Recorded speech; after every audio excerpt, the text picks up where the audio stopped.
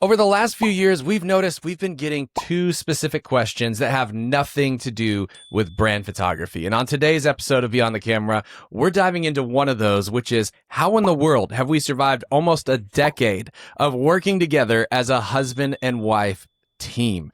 And don't worry if you work by yourself in the business or your spouse works a job outside of the home. It doesn't matter. This episode is going to apply to you as well. So let's jump in. This is going to be a fun one. So it's official. It's been over a decade that we've worked together as a husband and wife team. That's pretty crazy to think about. Yeah, that's insane. Yeah. I remember when that wasn't the case.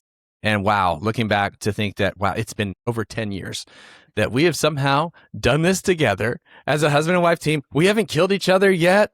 Nope. You know, actually, spoiler alert, marriage is, I'd say, the best it's ever been. Mm-hmm. Yes. That's a positive that I'm excited to talk about today, how we got there. I would say I'm really proud of us. That's a big accomplishment. Mm-hmm. You know, most people, when they think of working with a spouse, that isn't like, ooh, all rosy butterflies, rainbows that they think about. They think of friction. They think of difficulty. They think of competing personalities and power struggles and all of the other things that can be a part of that. But we've done this for 10 years now, and we're still having fun. Yeah. Fun. Well, I'm having a blast. And I think it's important, though, while we never had to question, like, are our personalities going to mesh and do I want to?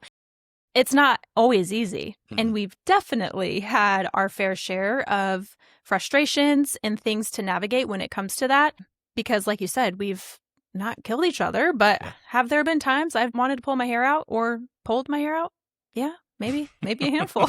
And I know it's reversed. I know that the same is true. I just think that's the important thing is like, you can have that desire, but you also got to know, like, there are absolutely going to be things that are a little bit challenging. You got to get through. So this episode today is going to be a lot of fun. Yeah. We're going to talk through a bit of our story and a bit of our journey and the things we've learned along the way that you as the listener can apply in your life, your marriage, your business. But like we mentioned at the beginning, like this isn't just for people that are in business specifically with their spouse as a husband and wife team working in the same business. I mean, there's a lot of you watching and listening that are running your business as a solopreneur. Maybe your spouse works outside of the home at a 9 to 5. Maybe they're supportive of what you're doing. Maybe they're not supportive of what you're doing. We recognize that a lot of those different situations look completely different. But the point isn't the business. The point isn't how to work in the same business necessarily with your spouse. The point is your marriage. Because at the end of the day, this isn't about building a wildly successful business at the cost and expense of your marriage. It's actually the other way around. How do we build a business that helps our marriage flourish and helps us succeed with all the business victories, but more importantly, with our highest priorities, which are each other? Well, and help us accomplish the goal that we had when we were just teenagers. I don't even know that we were officially dating yet. But do you remember we were youth convention, or not youth convention, fine arts? Can I pause you for a second? Yeah. For anyone who's watching that doesn't know, Erica and I have known each other since we were kids. Yes. So I was a freshman in high school. You were in 8th grade, which sounds still weird to say that because like high school, middle school, but like, come on, that's just like school stuff. Yeah. Yeah. That's when we met. So we've done a lot of life together. So we're in youth group together. I've got like the eye for you. You are like this silly John guy, but we're at youth convention. All right. Carry on with your story. And crazy enough, I'm the age that our son currently is when I met you. That's the wild part. But we were at Fine Arts and we were driving in the bus back to the church and we were talking in an annoying voice and we were bugging our friends around us. Do you remember? We were saying the word embarrassing. Yes. Okay. It was in that. Embarrassing. I still remember exactly what we were doing. Yes. Yeah. I don't know. We should revive the annoying part of what we were doing. But I remember we had a conversation around that time where we were just talking about how we wanted to work for ourselves. Like, I don't know what it was, why we were having such a future-pacing conversation. We were just kids on a youth bus ride. But we were talking about wanting to work for ourselves while also being wildly annoying to everybody else in the van. And it's just like what you just said, though, is like it's also supporting that goal that we had. I don't think in that moment I was quite aware that that was my goal together with you. I think you knew that for sure. That's what I was going to say. I actually don't remember this conversation at all. I just remember being annoying to our friends and being like, right on. She's like, I'm being annoying to my friends, but she's in my boat right now. Like, we're in this thing together. That's all I remember. This is what we're doing together. But that was always a goal. It was just that we wanted to work for ourselves. And then when we started dating, it's like we held on to that. We're like, we want to work for ourselves and we want to just like do this together. But I don't even think we knew the word entrepreneur. Like, I don't even think we had an awareness of what we were talking about, but we just knew that we wanted something in our future that would support the desire that we had to work for ourselves and work for ourselves together. Yeah. Well, and that, to your point, that wasn't modeled for us. That wasn't an example, like a road that was paved for us. That was something brand new to us. What was paved for us was the typical quote unquote American dream, like get on board with a good company, work your way up the ladder, save in the 401k, work for the same company your whole life, retire with them with a pension, whatever. I mean, that's what was modeled for us. And so when we got married, and we shared a little bit of the story in a prior episode, but when we got married, I went to work for Caterpillar. Why? Not because it was a fancy job. It had nothing to do with the degree I went and earned in college. It was very far away, and it was the bottom of the bottom of the bottom rung of the ladder of where I could be at that company. But I set my sights on doing a good job, being faithful to the job, and very quickly rose through the ranks to the point where, I'm this 25-year-old kid. My peers are in their 50s. And, I'm selling tractors, driving around in a company truck, company credit card, company phone, doing all the things, thinking like, we've made it. This is legit. Yep. But I specifically remember, I remember coming into the office. At this point, I was on an inside sales job. And I remember coming into the office and all the sales reps would come in on Mondays. You wouldn't see them really the rest of the week because they were outside doing, out in the field doing sales. But on Mondays, they would come in. And I remember hearing these conversations from people. And it's just like, it blew my mind because these men would come into the office and say like, man, thank God it's Monday. Am I right? Wife and kids were driving me nuts. I had to get out of there. Man, my old lady this, my little twerp kid that. And I just remember sitting there going like, I don't understand, because I'm sitting here feeling like, gosh, it's Monday. I just want to be home with Eric and the kids. We had such a fun weekend. We had a blast playing in the backyard. We had so much fun. At that point, we were living in Washington. We had so much fun catching crawdads in the river. Like all the things we were doing. And I was miserable sitting in that desk on a Monday morning because I knew I had the entire week to get through until I'd be able to experience that fully again. And there was this huge disconnect for me of like, I don't understand that. So right away, I kind of think we knew we were wired differently. Meanwhile, I mean, you had started with photography and kind of reached a point where you're like, this is moderately successful. I can either continue to grow this thing, but I don't want to do the business stuff, or I quit. Yeah. It definitely got to a point where I was like, okay, this is not a hobby. I am getting paid. Doesn't matter the amount I'm getting paid. I'm starting to get paid. I want more of it. And I was getting more and more of it. And then I was like, oh, shoot. The second that the thought hit me of like, am I supposed to like start logging that I'm actually getting paid and collecting payment? I was like, I'm out, because that's the kind of stuff that's designated to those kinds of people. And I was not that kind of person. I'm like, I want this. This is my dream. But like all this business side of stuff that's official and have to deal with tax people and like all the stuff, I'm like, I don't want any of that. So I want out if I have to keep doing this by myself. Yeah. I remember the conversation when you came to me. You were doing mini sessions, I think. And you asked me like what to price them at. I think I had brilliant advice at the time. It was like $25. Pretty sure we landed at 75. Okay, maybe it was 75.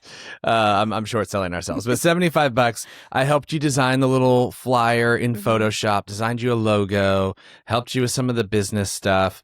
And, you really reached the ceiling where you're like, look, if I have to do the businessy stuff, like you didn't want to talk to people about taking their money. You didn't want to talk about contracts. You didn't want to talk about any of that stuff. It made you uncomfortable. And it was just like, look, if I have to do that, I'm not doing this. And, thankfully it kind of reached an inflection point where I was dissatisfied with my job. I wanted to be with you. You were at this point with photography where it's like, either I need help in this or I'm done.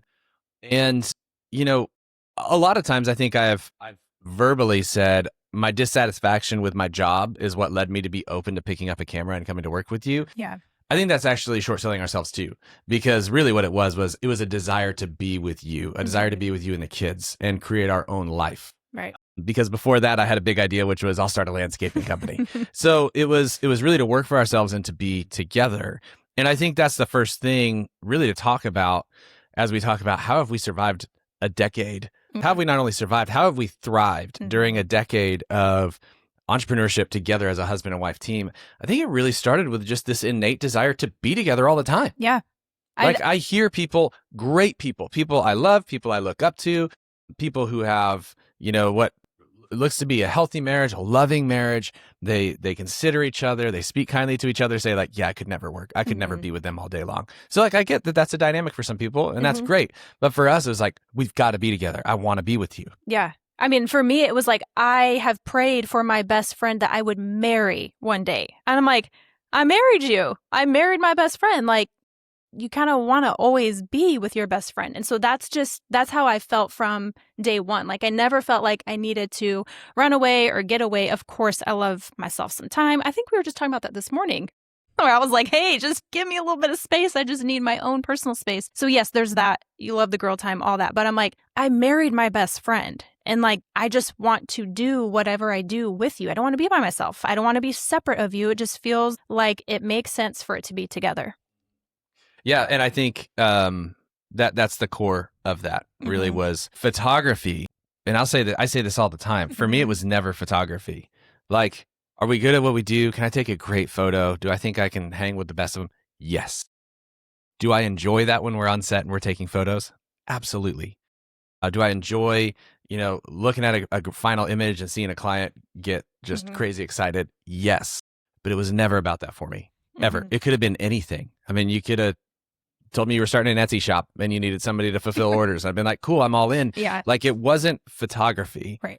It wasn't even entrepreneurship. That was just the vehicle that allowed us to spend more time together, which is ultimately what we wanted. Yes. And so if you're thinking about going into business with your spouse, I'd say that's a core prerequisite to check off is knowing I have a desire. I want to spend more time with you. I want to do all the things with you. And you know this, like as a business owner, as an entrepreneur, you know the highs and the lows and the twists and the turns and the ups and downs and all the different seasons of this journey. Like, is your spouse the person you want to experience all that with? Are they going to lift you up through those seasons? Is the opposite going to be true? I don't know. It's something to evaluate. But for us, that was really the primary driver is just like, we want to spend more time together. So we do that, right? I leave Caterpillar. We start the business. I come in, help with the business stuff. You're running the photo stuff.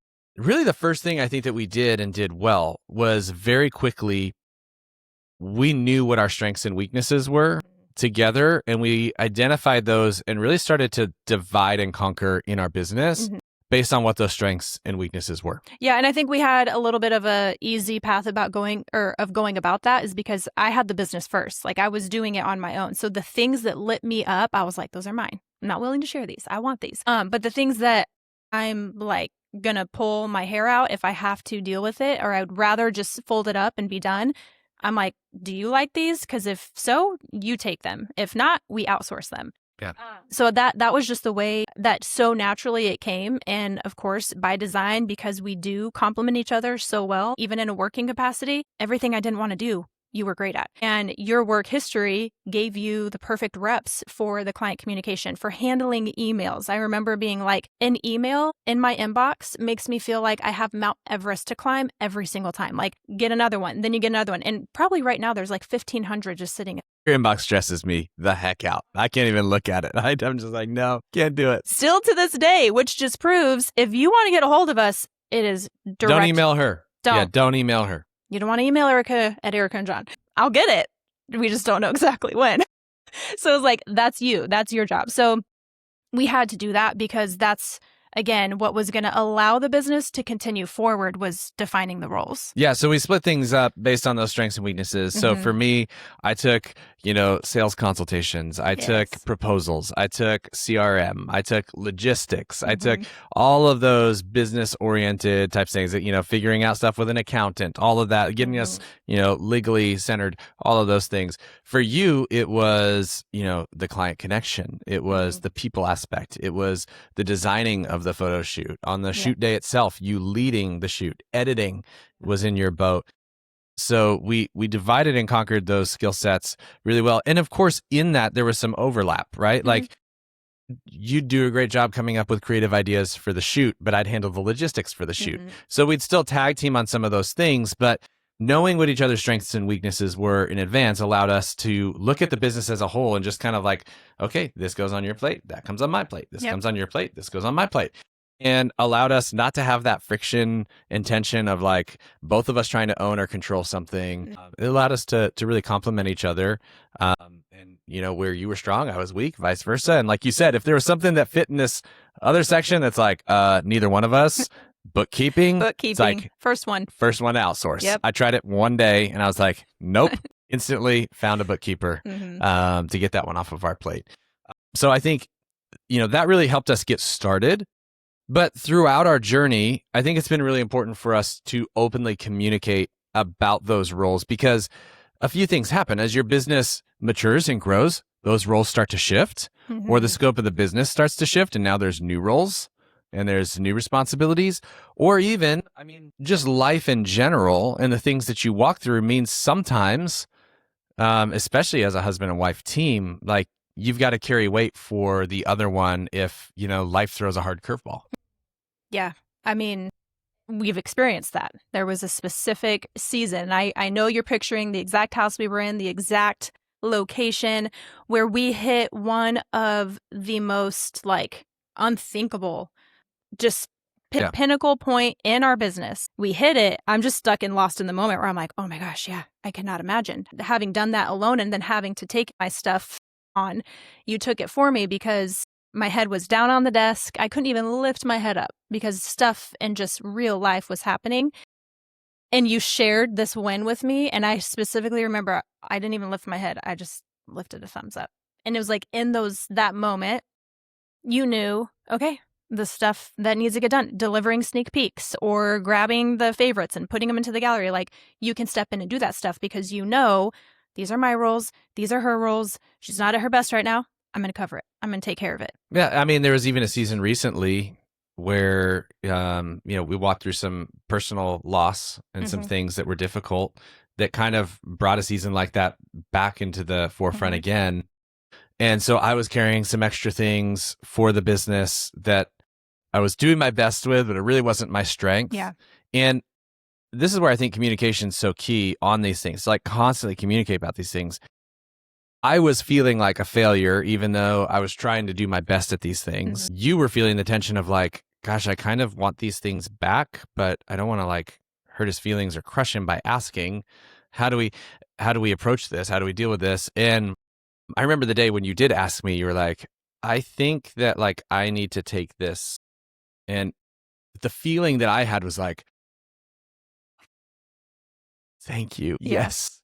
Like, I need you to have this. Yeah. I need you to be my boss and like give me instruction. Tell me what I need to do. Yep. Because I'd been carrying some of those things in support of you, but that was temporary. That was for a season. It wasn't permanent. It was like the boss was out of the office. She needed to be. And that's how we operate. I mean, I don't know logistically on paper, however it looks like we do have me as the CEO. Yeah. So I think that's helped. You are the boss lady. That's helped guide the conversations where it's like, okay, let's pretend this conversation we need to have is not the two of us as a husband and wife, but we are together working at a company and we walk into the boardroom.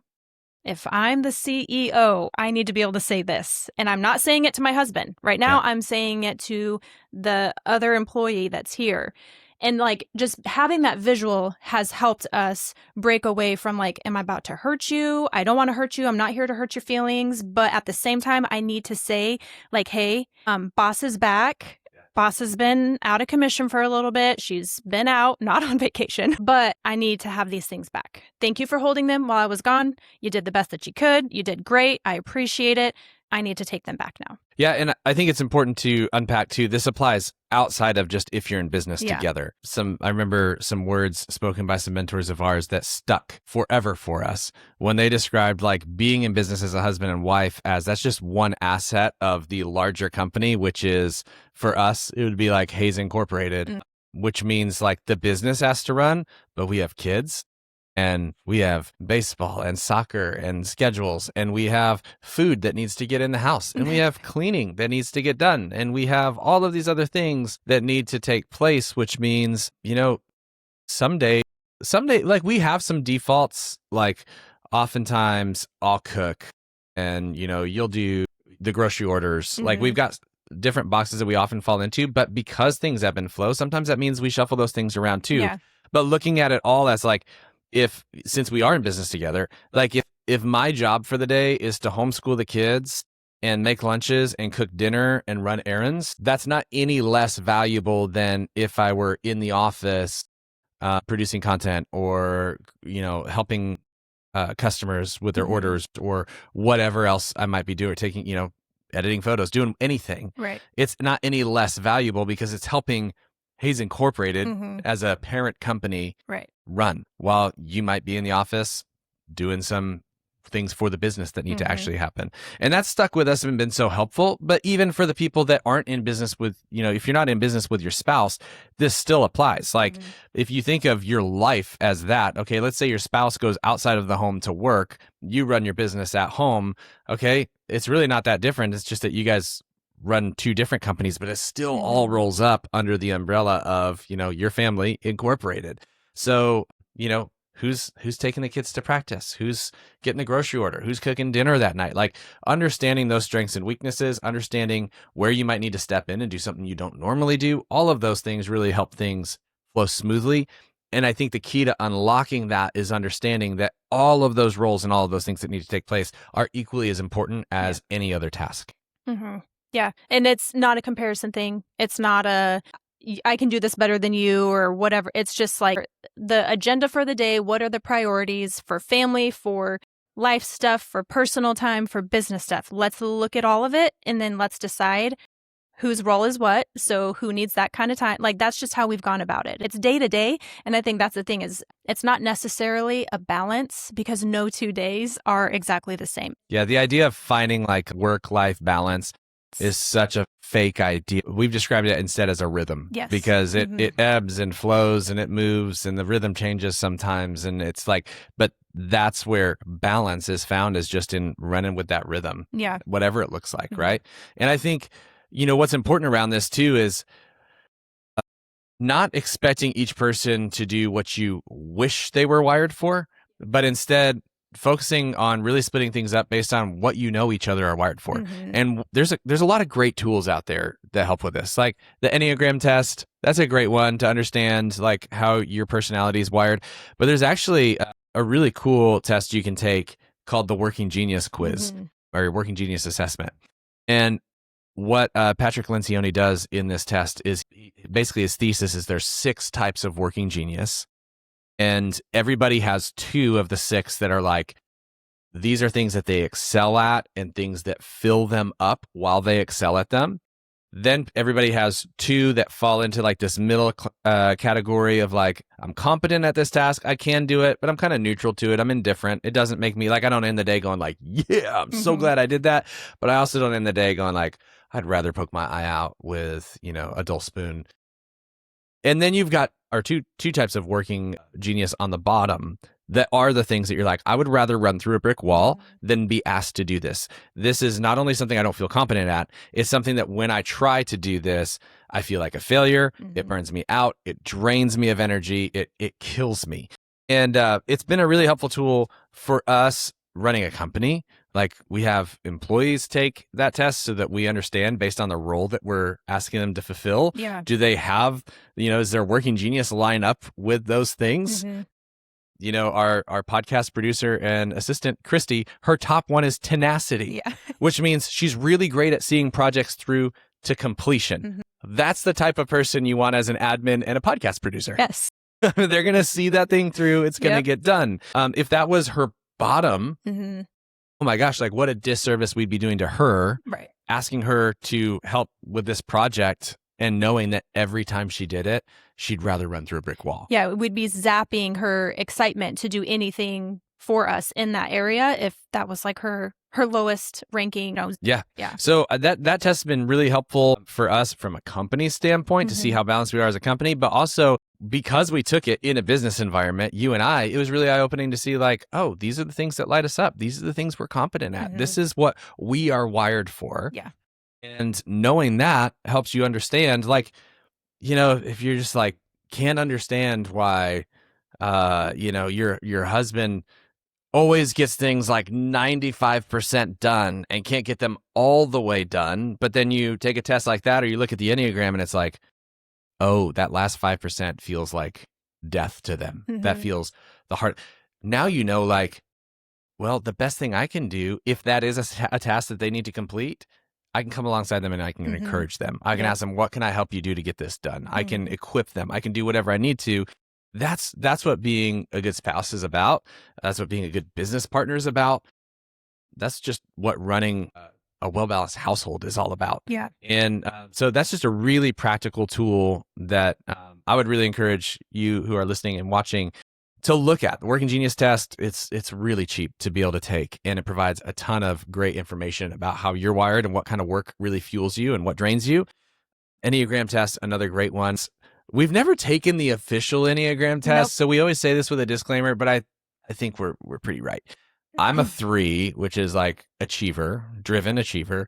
You're a 6, which how do you describe a 6? Because I seriously do not know enough about the Enneagram. Yeah, we don't even know like our wing things. Like we don't know. No, I don't even know. And it's like so however many years ago, but I just never jumped into it. But I do remember hearing Bob Goff at our church in Arizona speaking, and he said a friend of his that was the total opposite, who was a 6, because they saw the ocean and were like, oh my gosh, there's going to be something in here to come and get me, and I can't get in, I'm afraid, something like that. So I'm like, oh, that's me. Like my feet touch the water and my spidey senses go up. Like that must be me.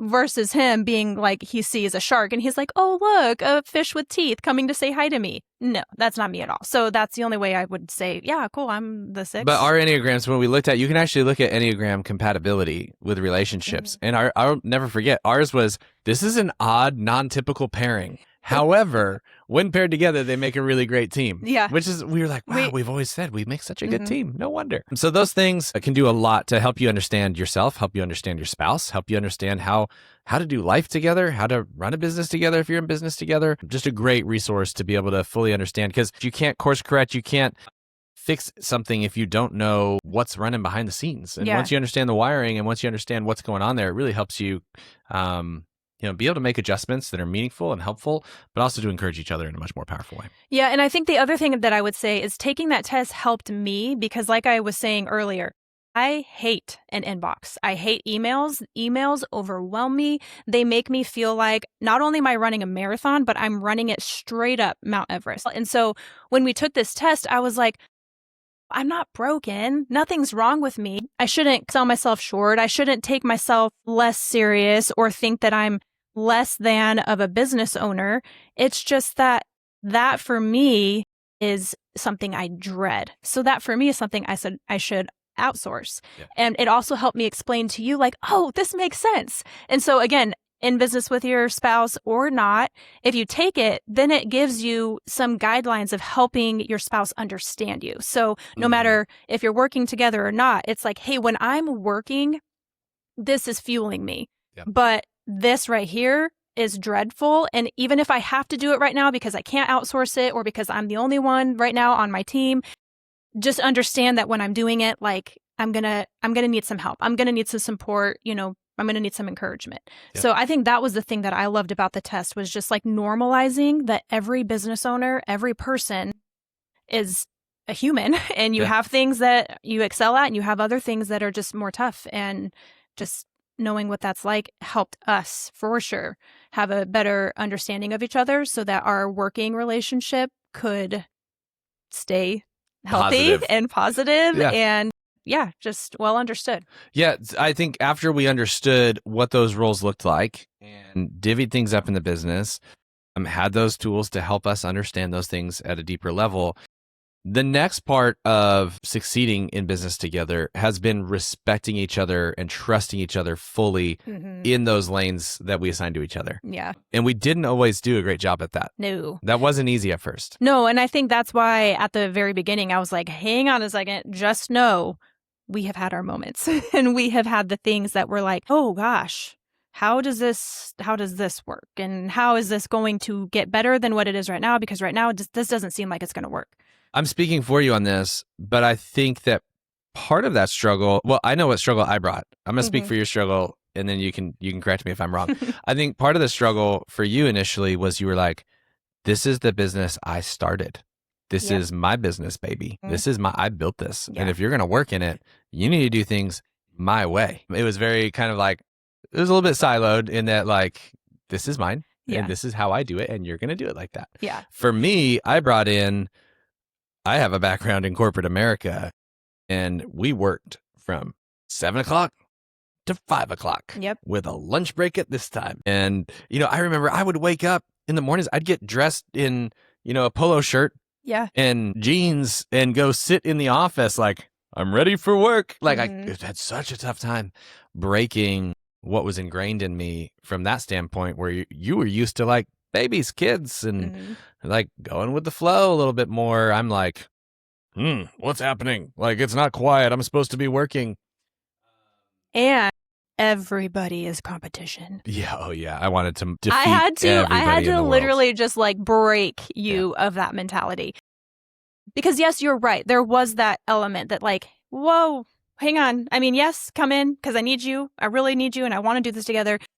But also hang on because like, this is mine and I've built this, and let me help you understand like the framework that I have. Not that it's perfect. Like we need to make this, mesh together. But it at first felt a little bit like, oh gosh, I've spent, I don't know, at that point, 2 years, 2 years building it to what it is. And all of a sudden it was like change was happening, and change is tough for me. So it was like, I definitely had that type of feeling where it was like, okay, we got to figure out how to make this work, because right now I don't know how I'm about to let you in because you're dressed with your steel-toed boots on at 7 a.m. and I'm just ready to sit down and watch some Paw Patrol with the kids. Steel-toed boots, ready to go kick everybody's butt because I was going to put everybody out of business. That's how we were wired at Caterpillar. It's like, you're putting John Deere out of business today. That's what you're waking to go do. So to any photographer that John tried to intimidate. If I was rude to you circa 2016, 2017, I'm really sorry. Just know that that's what he was taught, is take everybody else down. If anyone's in your way, you bulldoze them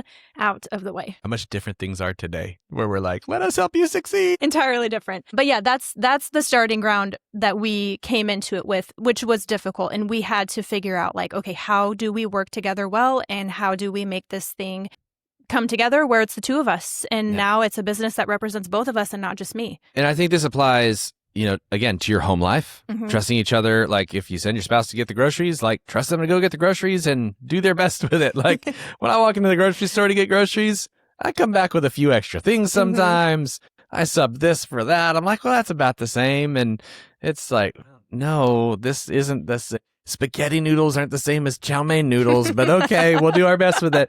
But like, trust them to do their best. But even outside of marriage, like if you're looking at bringing people into your business, like maybe you're thinking about bringing on a first employee, you have to open yourself up to the idea that, hey, the reason I'm bringing someone into this, so for us, the reason you brought me into the business was because you didn't want to handle the business stuff. But then there was a part of you initially that wanted to kind of micromanage the stuff I was doing rather than really release me fully to do that. But I think that's a temptation for, again, if you're bringing an employee in, it's like, this is how I do it. You need to do it this way, and micromanage and like ride them rather than realizing this person could possibly do this not only to the level I did, but exceed the level I did this at. Yeah. And like, let them figure that out. And it's really, really hard to do as a business owner because this is your baby.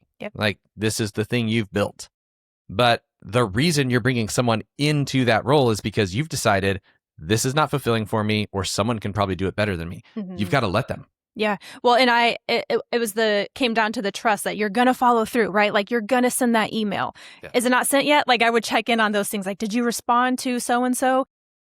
How did you respond? How did you end it? How many exclamation points did you put in the email? I remember that was a big one. It was, because sometimes I was like, wait, yes, I love people to feel like my excitement, my enthusiasm, but I'm like, holy cow, we cannot do 5 exclamation points. Like, take that down to at least 2. I was overcompensating for wanting to previously crush everybody off the face of the planet. So again, if you ever got an email from us and there were 10 exclamation points, he's the one to blame. But I did have that season to go through where I was like, the tendency to micromanage. I mean, I was doing that quite a lot. And I had to recognize where that was coming from was, again, wanting it to be done with excellence, the way I had known, knowing that you were going to do that. But then it was just like trusting and releasing so that I could free up for truly the areas in our business that I needed to be freed up for. Yeah. Yeah.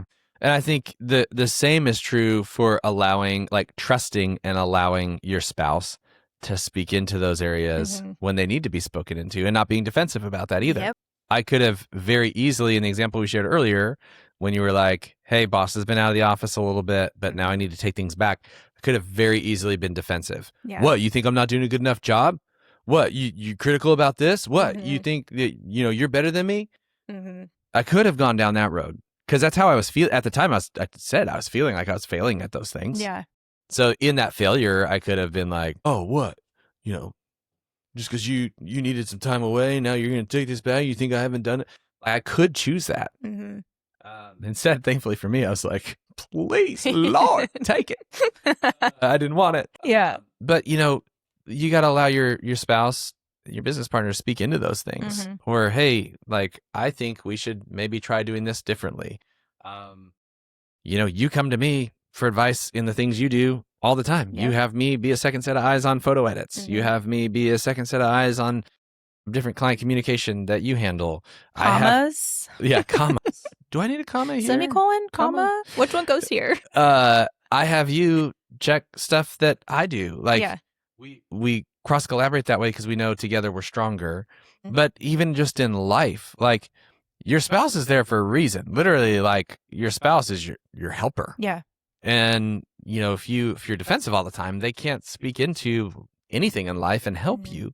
You got to be humble enough to let that person speak into you, and trust them enough to let them speak into you. Yeah. And build you up. Which builds upon the tests that we took. So we knew how each other functioned best. Also just knowing each other for who we are as people, and the person that we decided to marry.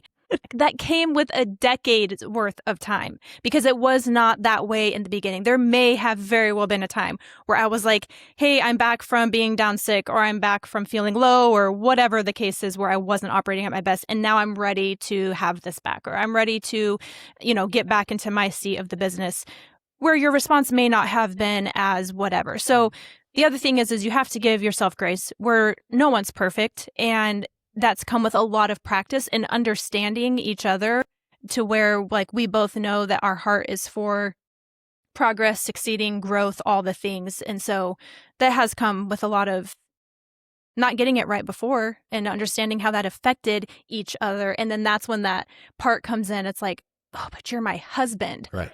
And I'm not wanting to hurt my husband. And then it's like, that'll shatter everything that you might have built up inside of you, because it's like, oh yeah, don't forget to look at the person who's your coworker and your business partner. It's like, that is your spouse. Yeah. And you are not trying to wreck their soul or hurt their spirit in any kind of way. So having that kind of, that lens on and looking at it from that perspective really helped us see too, just being gracious and extending grace in all of those kinds of situations. And taking that route, though, because that is a choice. You could, like, completely lambast somebody, wreck them. Yep.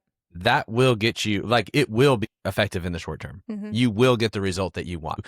If you choose to go that route, verbally just, tear somebody down, just totally wreck them, you will probably get the result you want in the short term. In the long term, though, it's devastating. Yeah. It absolutely rips out all of the fabric of trust and intimacy and anything that exists and should exist in a marriage. And so, yeah, to your point, 100%, it's like, instead of choosing that, which in a moment of frustration, maybe in a moment of repeated frustration, because it's like, this is not the first time we've been here, that feels like the easy choice.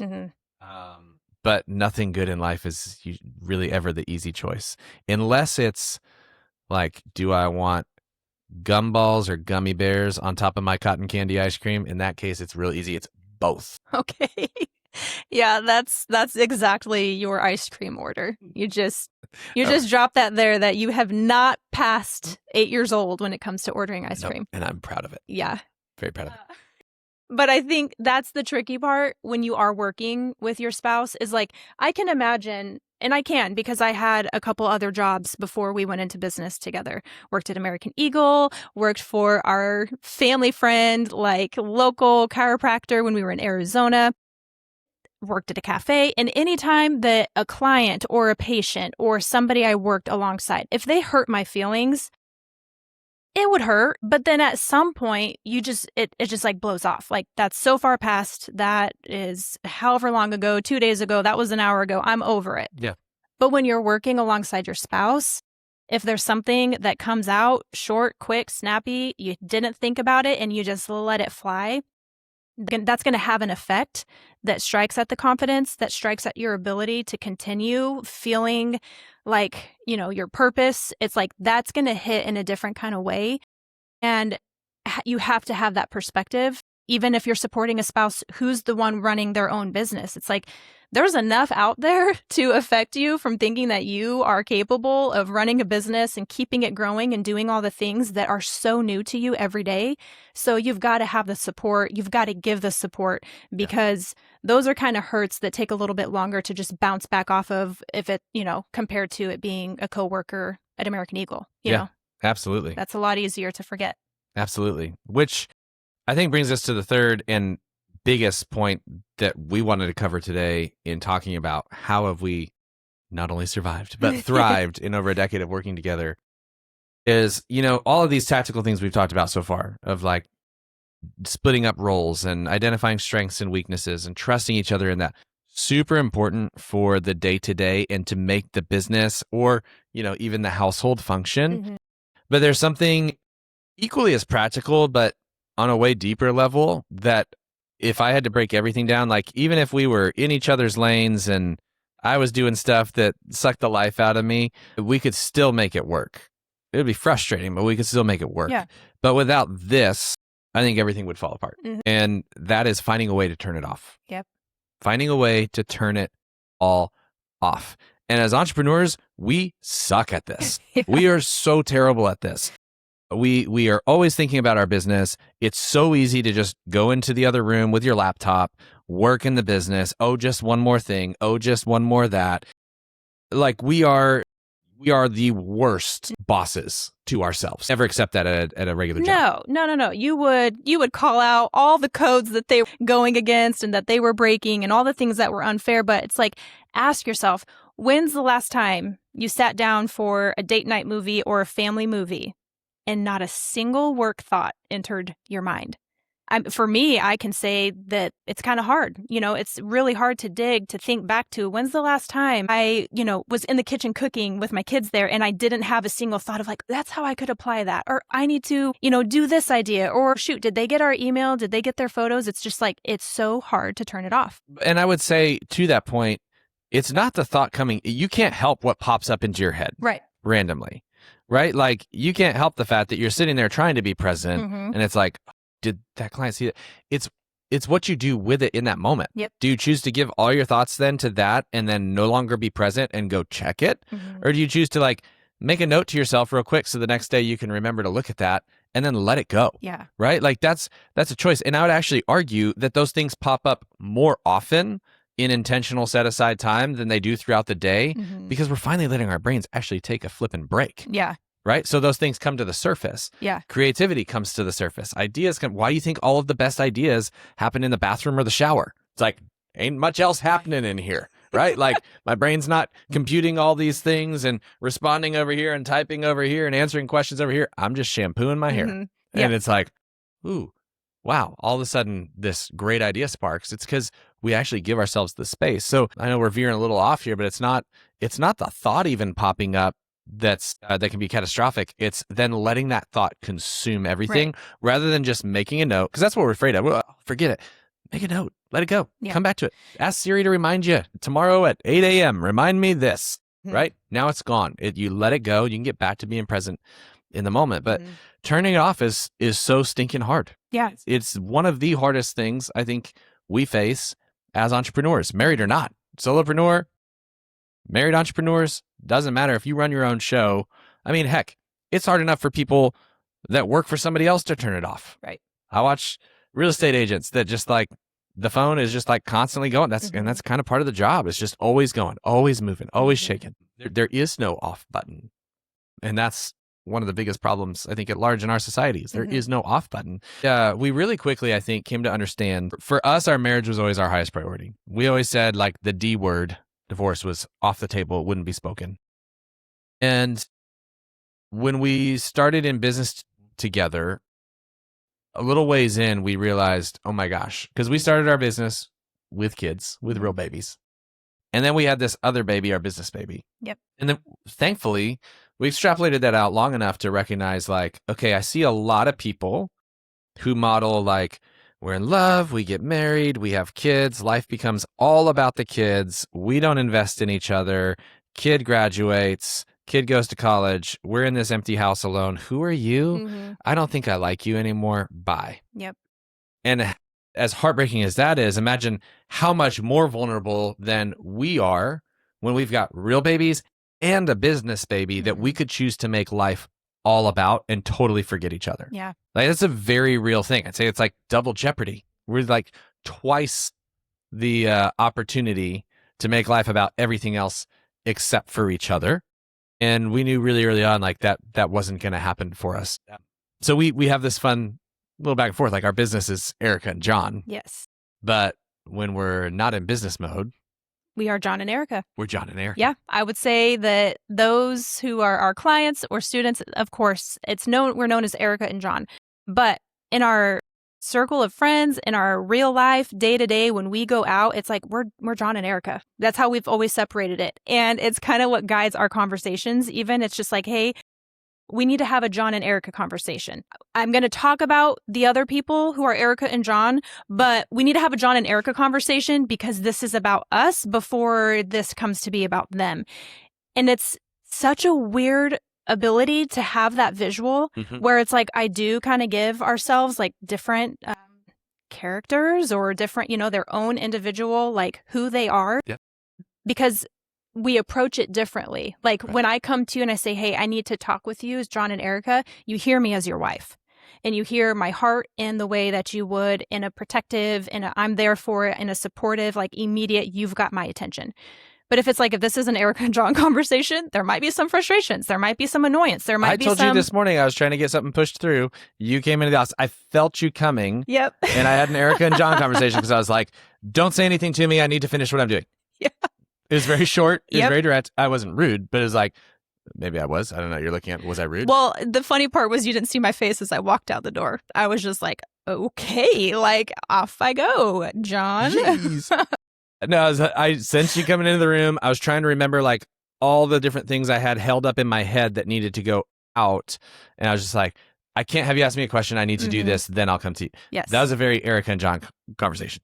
And it's acceptable. Like, I don't go off with my feelings hurt. I had fun with it because I was like, yeesh, like, don't walk in there. But it's not personal. Like, I can brush it off. I go about what I'm doing and I'm like, okay, he's just in work mode. And I get it. Just like you would if you had a coworker who was, had their office door shut. You're not just going to barge in and open it if you're not supposed to. However, if I would have come to you in that way and it was a John and Erica moment and I needed to come talk to you and I got like, whoa, hang on, I'm busy. Whew, like, that would hurt. I'd probably actually... I'd be hurt. You'd probably physically harm me. I was going to say, I'd get like pretty fiery. You wouldn't, you wouldn't know what was coming for. No, I'm just kidding. But I would absolutely be hurt to a degree where I'd either be sad, I'd be frustrated back, get angry. And so having that separation is the way we have been able to pinpoint, okay, how are we going to function together in this moment? Because right now, depending on who we are, this is how... this is how we receive it. This is how we deliver it. And we both know how, within that. Yeah. There was a moment, though, years ago now. Had to be 4 or 5 years ago. 2019. Wow. You remember it just as vividly as I do then. Yeah. So 7 years ago.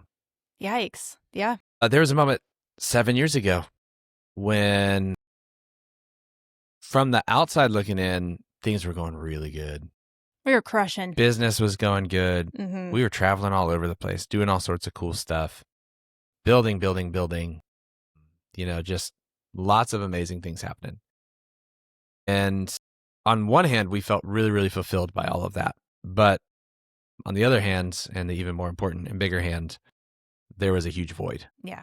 And we both knew it, but it was kind of like this, we don't talk about Bruno kind of thing. Like, we don't have the time to talk about Bruno. No, we're going way too fast. More is coming in, more has to go out. Like, this is just rolling at the speed of sound. Like, it was going so quick. We loved it. I mean, Erica and John were thriving. Like, there were so many things that we were like, how is this happening? I don't know, but let's just keep on going. Like, that's the mode that we were in. Yeah. But I'll never forget, you came to me and we were in the kitchen. And I can't help. I get emotional every time I talk about it. But you came to me and you looked me in the eyes and you told me, John, you are a great co-parent. Like, I love raising kids with you. You're a great dad. You're involved. You love on our kids. You play with our kids. I couldn't ask for a better person to raise kids with. You're a great roommate. Like, gosh, you help keep the house clean. You do dishes. You help cook. You have no problem with any of that stuff. Like, living with you is easy. You're a great business partner. Like, you carry your weight. You do the things you say you'll do. You get things across the finish line. We have fun in business together. But I have no idea where my husband is. And that was so painful to hear. Gosh, and like I said, I get teary-eyed every time I talk about it because it was so painful to hear. But it was so true. And neither one of us could deny it in the moment. Yeah. Like, it was so spot on because we had built all of this amazing stuff and run at such a crazy pace that we forgot to invest in the most important thing we had, which was each other. Yeah. And we made some changes that day. We made some big changes that day. And those changes didn't come easy. Those changes felt foreign. See, we had started to veer down the road of make life all about the babies. Yeah. The kids and the business, and growing further and further apart as we did. And I'll never forget, shortly after we went to dinner, went to a Mexican place, and we agreed that we are not going to talk about the business or the kids in this conversation, like during this date. Business and kids. Off limits. Off limits. And we sat there. I mean, if you could have a camera, I wish we could, so that we could, So I mean, it would awkward. make America's Funniest Videos or something. The awkwardness was thick. It was like first date Yeah. awkwardness. We had kind of forgotten who each other were. And I was just going to say, praise God, we ordered tableside guacamole, because had there not been a waiter standing there making guacamole, I don't know what we would have talked about. we talked about the guac. I was like, look, Erica, look at those tomatoes. They are so ripe. Have you ever seen such a ripe tomato? That avocado, like, wow, he was sure careful with that knife. That knife's so sharp. It's just sliced. It's not even, I think the knives we have at home kind of like push the tomatoes down. This one just cuts right through it. Wow. Like, It's truly how it was. And I was sitting there the entire time going like, I'm about to fail because like, this is painful. It was Let's so just hard. like, let's give us something to talk about. And I know we could talk about, we could be sitting here and talking all night, but it's like, no, that was going to get shut off. And it didn't matter if we were going to bond over a waiter making tableside guacamole. It's like we were going to find a way back to John and Erica and the things that we had fun about, and that we could just come together as normal husband and wife relationship and have a dinner. and I'd say, let's be honest, we weren't bonding over guacamole. No. What we were doing was putting in the painfully hard work. It's like not being in the gym for forever and then going into the gym and trying to pick up the weight that you once picked up, like where you left off, and like trying to do a rep and going like, wow, that's really heavy. Yeah. And then you start to feel like, how did I get so far away from being able to do this? And then you get discouraged. Like, those are all the things that compound on top of that I know I was feeling in that moment. I was like, I'm sitting there going, how do I not know how to talk to my wife right now? And why is guacamole the only thing I can talk about? Like, is this what we've reduced ourselves to? Is the business? If so, we're just business partners. Like, you were so right. And you know, if you're watching, listening, it doesn't matter if you work together with your spouse or not. If that's the spot you find marriage in, it's all about, maybe it's all about the kids, or there's just this divide, there's this separation that's grown. I've got great news for you, because there was one thing we did that I think we stumbled into this. We didn't even know we were doing it. But once we did, we were like, oh my gosh. And then after we did this, I did some research on it. I'm like, oh my gosh, no wonder. We had a business trip to Chicago, and we were there to shoot the White Sox. Huge moment for us. We were really excited. But we had some extra time during the travel schedule to experience the city of Chicago, which we were really excited to do. And I remember, we flew into Chicago. We stayed with the personal trainer and his family. We stayed at their loft with them, which was super cool. But we flew in. We decided we were going to go all in Chicago. We weren't even going to rent a car, which made us feel really uncomfortable. We had all this gear. And we got on called the L? The L? Yeah, L we got on the orange. Like the orange line from the airport to the stop near their house. I remember we're going through the subway, and I'm like, there's a subway in the subway. Oh, wow, that's why. Okay. There were so many moments from me. Like, wow, what is this? And we come up from below from the underground to street level. And, there was our friend on the adjacent corner holding Dunkin' Donuts coffee, and she's got like hair like the girl from the show Felicity, and it's just like blowing in the wind, and there's cars like horns honking, and I'm just looking at you, and I'm like, what is this? Like, we're in like a movie right now. Everything that trip felt like a movie. We walked through the streets of Chicago. We tried deep dish pizza at Lou Malnati's. We did whatever the name of the stinking tall building is that scared the crap out of me. Is it the Willis Tower? Willis Tower. That was so fun. We had so many, like that moment. Erica loves heights. I'm terrified of heights. She, you wait up there. There's a room full of people. You're waiting for your moment to step into the glass floor and look up at the camera and take a picture. You jumped in. I ran. I was like, I can't get out there fast enough. Jumping up and down. I'm standing. I'm like, I'm not doing it. And I remember, again, movie. Yeah. I had like 150 people behind me going like, you can do it. Yeah. Step onto the thing. Yeah. You gotta look at her. And I'm like, okay.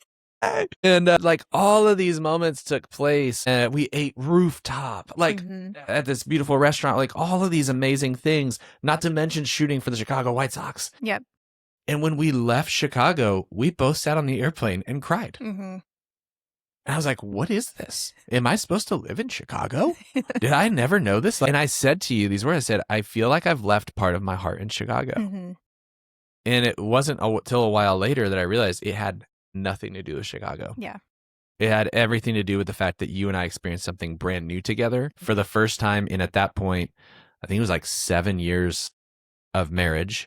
Yes. That was the first time since our honeymoon we had gotten away to experience something brand new like that together. It was a work trip. Right. We worked our butts off on that trip. We worked hard. And it didn't matter. We did 2 family sessions and 2 days with the White Sox. Yeah. And it didn't matter.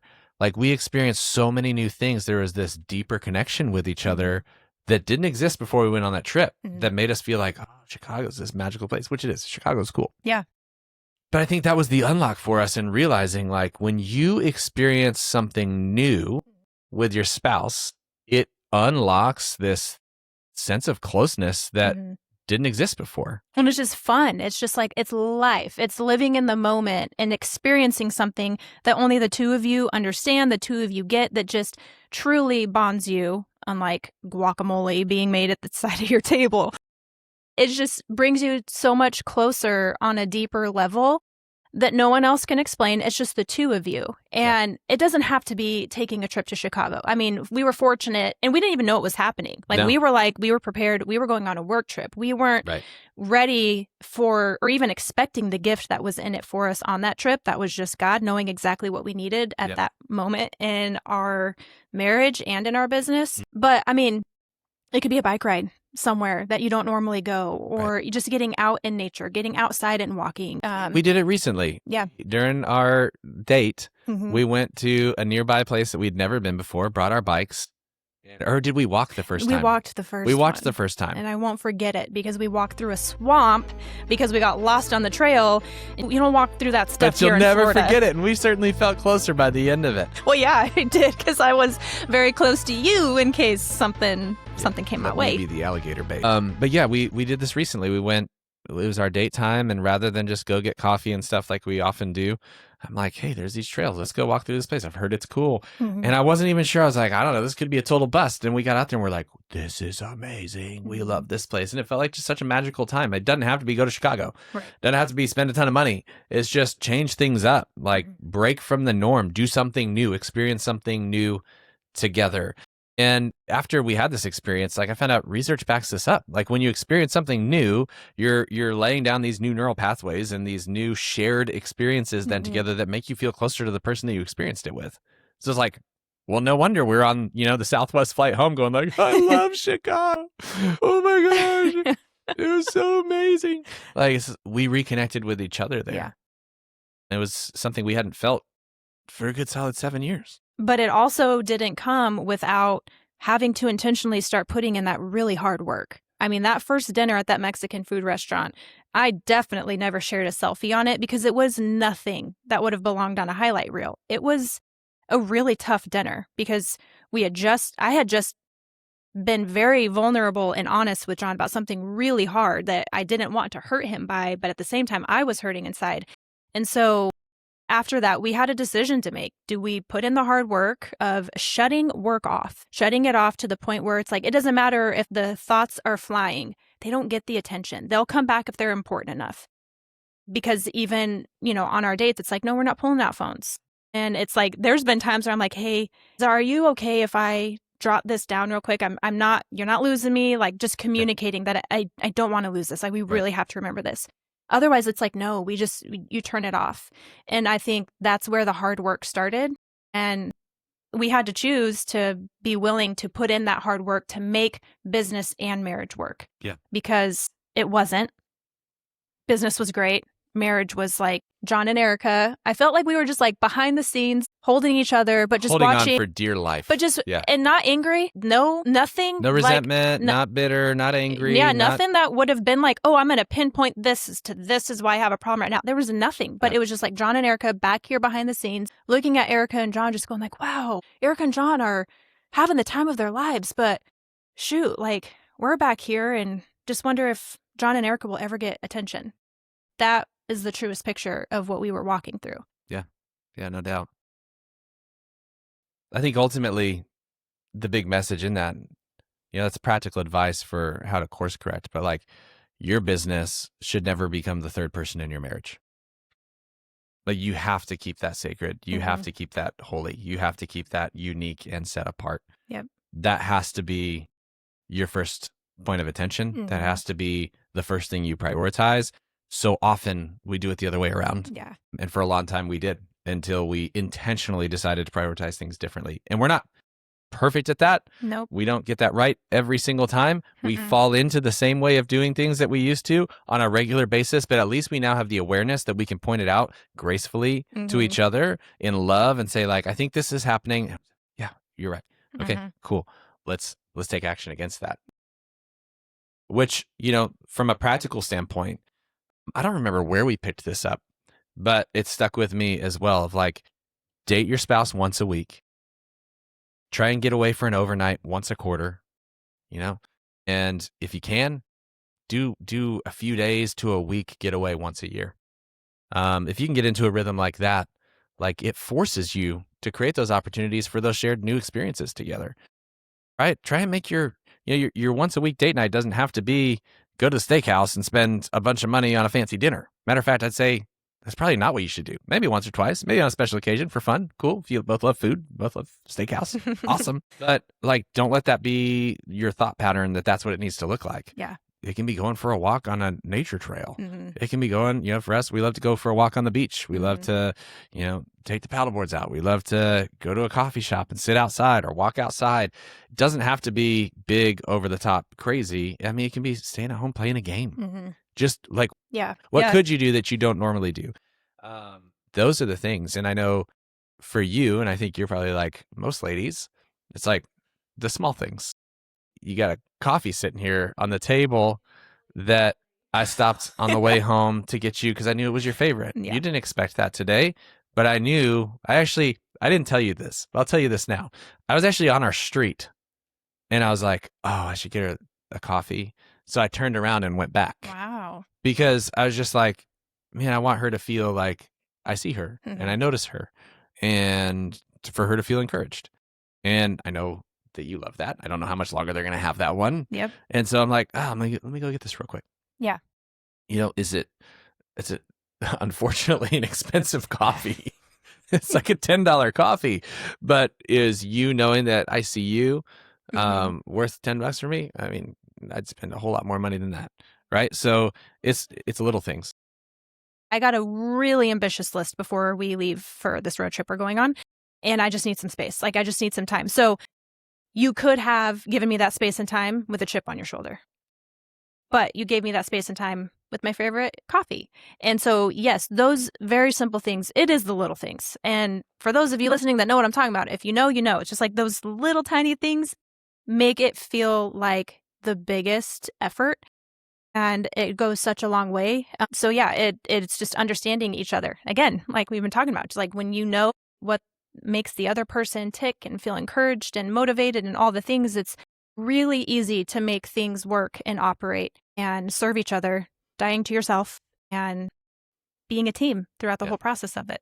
Yeah, absolutely. So whether your spouse is your business partner or they work outside the home and they come home from a job every day, the goal isn't just to build a successful business. The goal isn't just to be successful at the job you work at. The goal is each other. Mm-hmm. And I think if you keep that at the forefront in everything that you do, the picture of where you need to spend your time, where you need to be intentional, where you need to invest your resources becomes very, very clear. The answer is never the business first. Mm-hmm. It's never the business first. Yeah. The big goal is to build a marriage that's thriving, not because of the business or in spite of the business, but because the marriage just thrives, and the business, if you happen to work with your spouse, is like, it's a bonus fun thing that you get to do together. Yeah. It's a bonus fun thing that you get to experience and create new experiences with together, mm-hmm. but it's not the thing. Right. And so no matter where you find yourself, I think there's like this overarching theme to what we've talked about today, which is like, from the beginning, we said, like, we chose each other. We wanted to spend time together. We decided to get to know each other and understand what made each other tick. Where were our strengths and weaknesses? Yep. Then we decided to trust each other in those things and fully just like release control of those different areas, not just in business, but in our household, to each other. But the biggest thing, like we've just spent the last little bit talking about, is ultimately we've chosen to protect each other, to protect each other from the business becoming the most important thing, and rather to spend all of the energy and intentionality that we could be tempted to spend on the business focused on protecting the thing that's most sacred and dear to us, which is our marriage. So, question to sit with and journal as you're thinking about this and how this all might apply to you. Again, whether you're a stay-at-home mom who runs your photography business while your husband goes to a 9-to-5, whether your spouse is supportive of you and your business or not, whether you're in business with your spouse in photography, maybe you're in business with your spouse, it's a completely different industry. Who knows what situation this finds yourself in? Maybe you aren't married and, you're looking for that right person, but you're building your business and want to know, like, what does this look like? How do I look to somebody who's been married for a decade doing this together and know what the right ingredients are? Yeah, I hope this is helpful, and I hope this sheds some light on the keys to success that we found in our own business, but more importantly, in our own marriage. But a thing to sit with and journal and ask yourself is, if your spouse was asked to describe what it's like being married to you in this season of business, what would they say? It's a good question to maybe reflect and be honest and take inventory of where are you right now on this journey. And hopefully, based on what you uncover, asking yourself that question, sitting with it for a little bit, and maybe even ask your spouse how they would describe you in this season of business you're in. Don't take that answer if it's not the answer you want or are hoping to hear. Don't take that as a cut. Don't take it personally. Take it as an opportunity to say, okay, here's my baseline now. Now I know where I need to build from here. Yeah. I love that idea because it's like I can look back and see so many different versions of you as a business owner.